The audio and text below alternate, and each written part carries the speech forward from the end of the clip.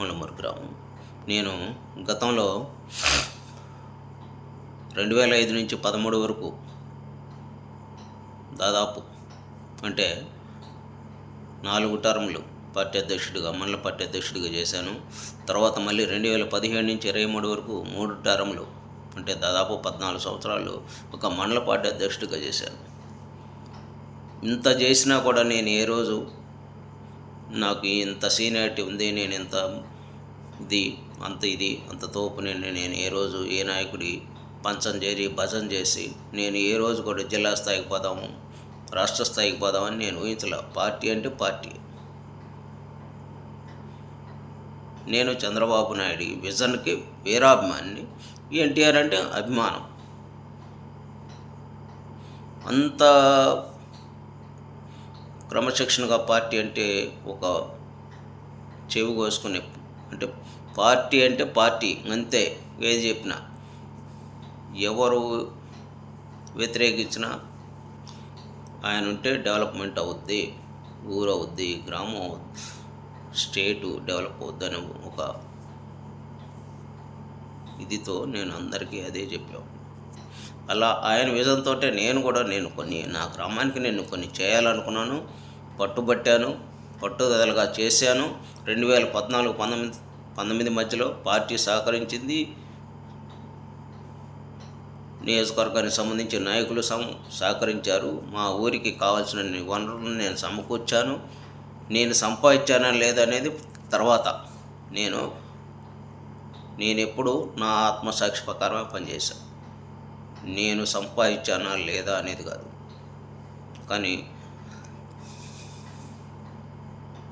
ఊళ్ళో ఉన్న సిచ్యువేషన్లు, ఊళ్ళో ఉన్న రాజకీయం ఎలా ఎందుకురా బాబు,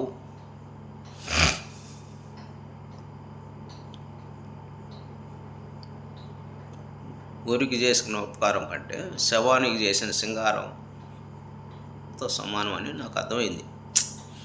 రాను నేనేదో అంటే ఊళ్ళో ఉన్నా అవన్నీ పక్కన పెట్టాను. అయినా కూడా పార్టీ అనే సిద్ధాంతంతో నడిచాను. నాకు ఫస్ట్ టైం 2024 తర్వాత ఎందుకు అధికారంలోకి వచ్చామా అనే బాధ 2 ఏళ్ళ నుంచి తొలుస్తూ ఉంది.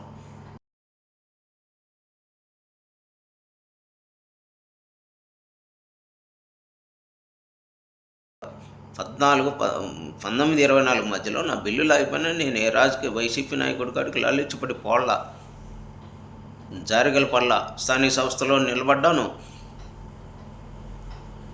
ఎక్కడ నేను లాలిచ్చిపడ్డా.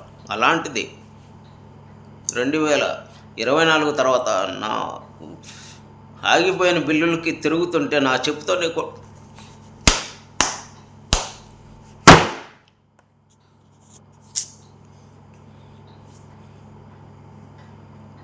ఈ క్షణం చెబుతున్నా, ఈ క్షణం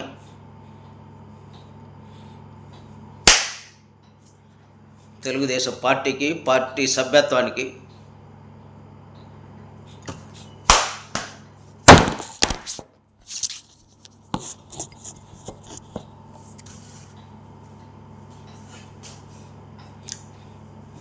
రాజీనామా చేస్తున్నా. రాజకీయ నా బిల్లులు ఆగిపోయినాయి. ఇప్పుడున్న బిల్లులు ఆగిపోయినా నాకు దీంతో సమానం. గౌరవం లేని కూడా నేనేంటో, నా క్యారెక్టర్ ఏందో ఊరి జనానికి తెలుసు, మండలానికి తెలుసు. అలాంటిది ఈరోజు నేను కరుడు కట్టిన నేనే